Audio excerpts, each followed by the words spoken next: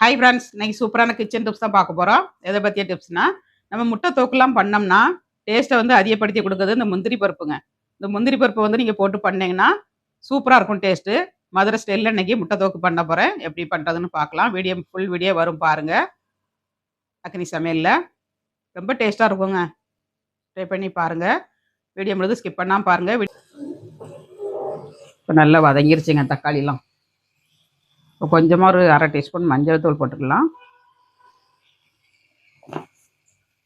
அப்புறமா கரம் மசாலாங்க. கரம் மசாலா ஒரு ஸ்பூன் போட்டுக்கோங்க.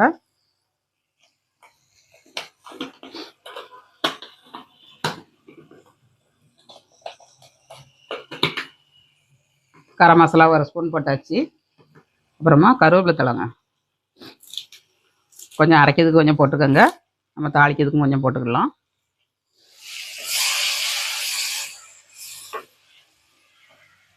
கொஞ்சமாக மல்லித்தழைங்க. மல்லித்தழை கொஞ்சமாக போடுங்க, நல்லாயிருக்கும் டேஸ்ட்டு.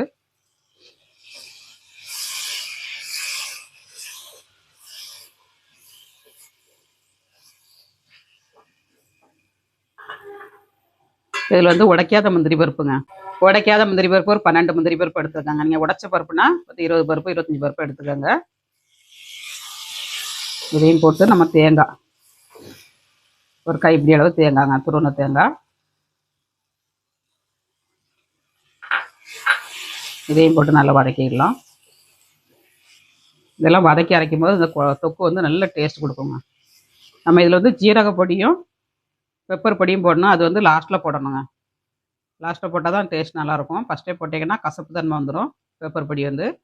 அதனால் லாஸ்ட்டில் போட்டுக்கலாம். நம்ம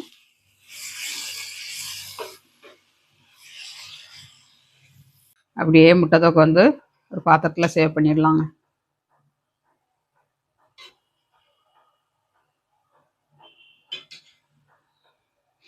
எவ்வளோ எம்மியாக இருக்குது பாருங்கள். பார்க்கையிலே சூப்பராக இருக்குங்க டேஸ்ட்டு.